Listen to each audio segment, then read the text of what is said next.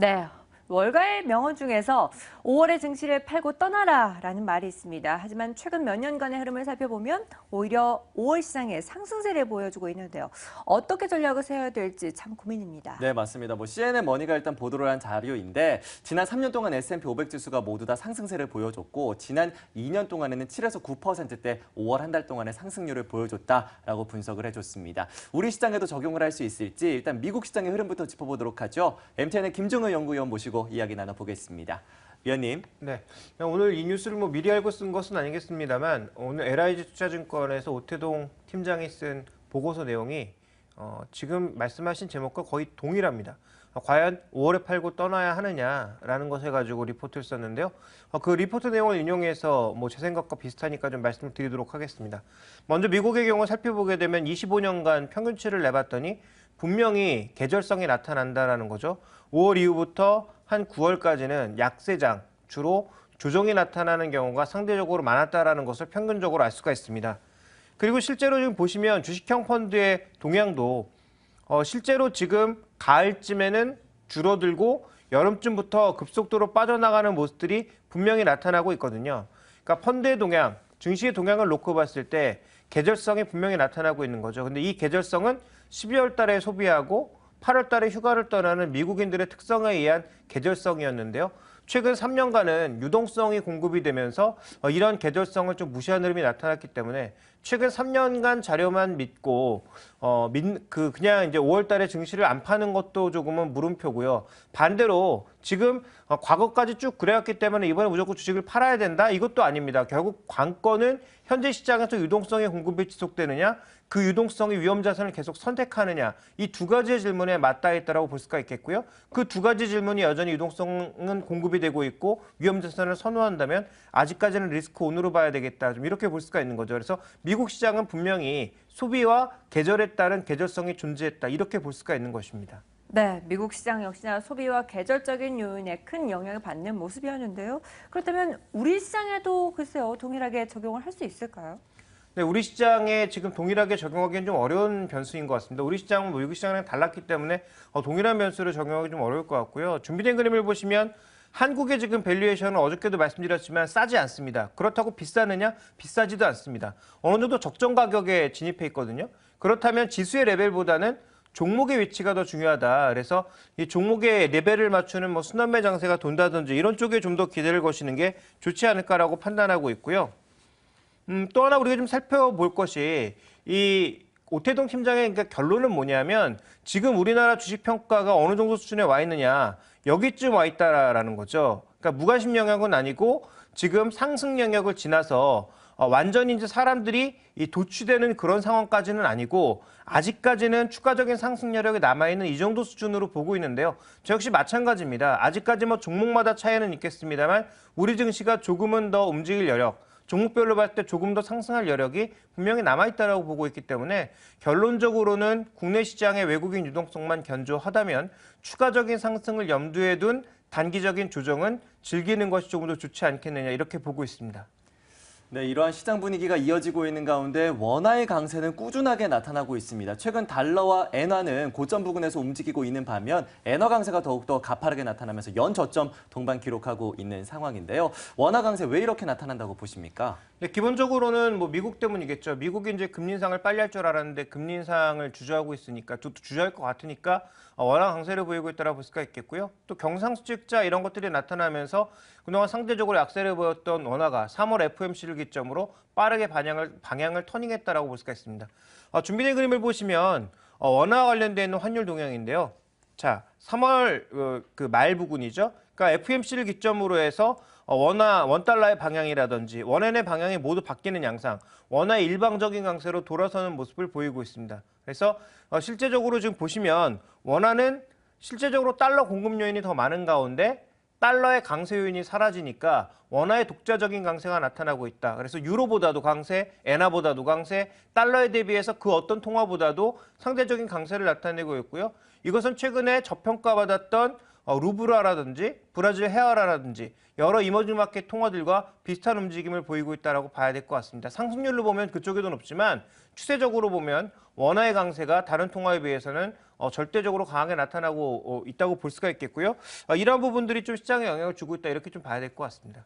네, 미국의 금리 인상이 지연되면서 원화 강세가 더 두드러지고 있습니다. 그렇다면 국내 기업들, 수출주들 중심으로 우려가 커질 텐데요. 어떻게 보시나요?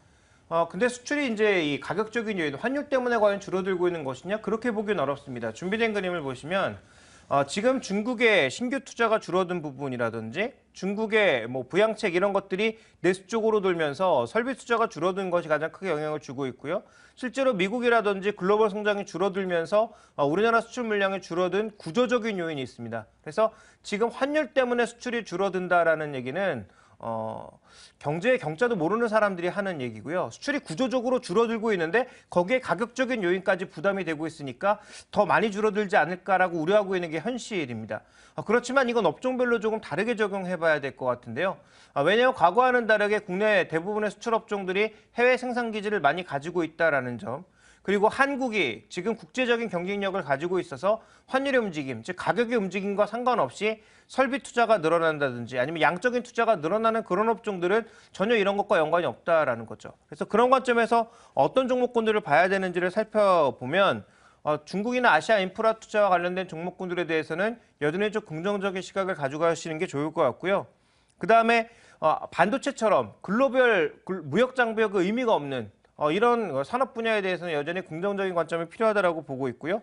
헬스케어나 통신, 성장이라든지 배당 모멘텀과 같은 개별적인 성장 모멘텀을 갖고 있는 그런 종목군들에 대해서는 여전히 좀 긍정적인 접근이 필요하지 않을까. 그래서 과거처럼 수출주, 내수주로 나누는 이분법적인 전략보다는 현재 이 종목의 실적이 늘어날 수 있는 모멘텀이 있느냐, 아니면 실적이 견조하느냐, 배당과 같은 추가적인 플러스 알파 요인이 있느냐 이런 것들을 따져서 투자하시는 게 좀 더 현실적인 대안이 될 것 같고요. 실제로 종목들도 그런 종목군들이 최근 시장에서는 상대적인 강세를 보여주고 있습니다.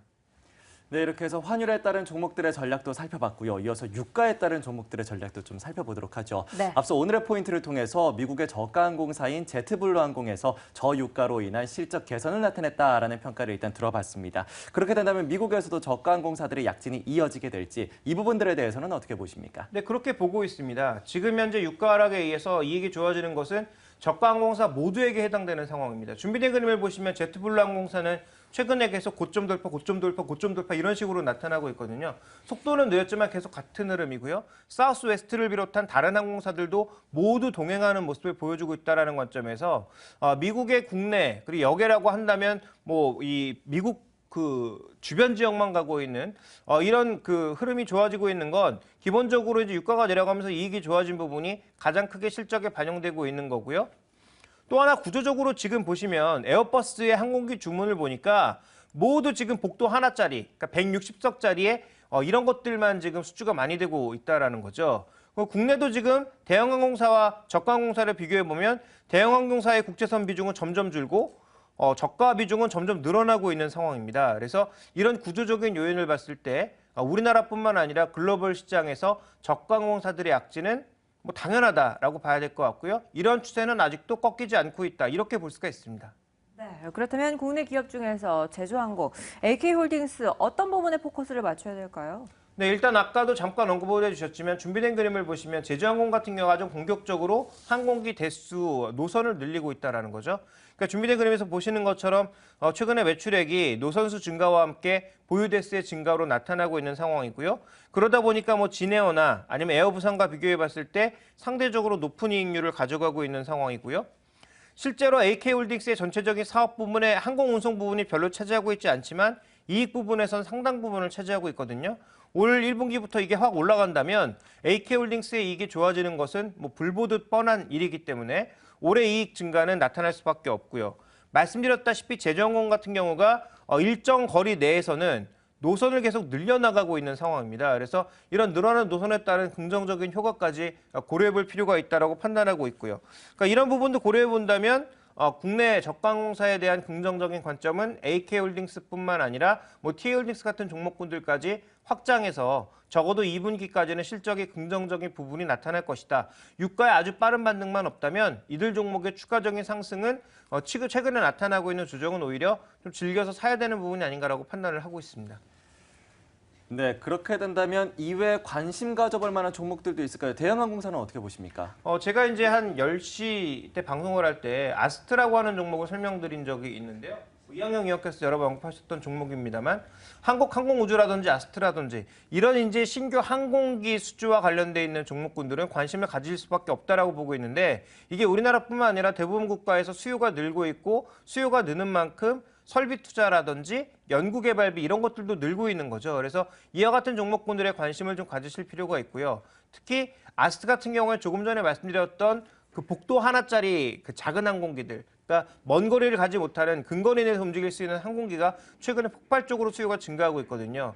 보잉 같은 경우에는 뭐 737 기종이라든지 에어버스 같은 경우에 320 기종 같은 경우가 폭발적으로 늘다 보니까 그런 업종들 동체 조립을 하고 있는 아스트가 당연히 주가가 올라갈 수밖에 없는 거죠. 그래서 그런 연관된 종목군들까지도 한번 관심을 가지실 필요가 있다. 뭐 지금에 와서 뭐 뒤늦게 고가에 사는 것은 조금 위험할 수도 있겠지만 어쨌든 이런 종목군들이 장기적으로는 트렌드가 유지되고 있고 아직 성장세도 그렇게 쉽게 꺾이진 않고 있다. 이렇게 볼 수가 있습니다.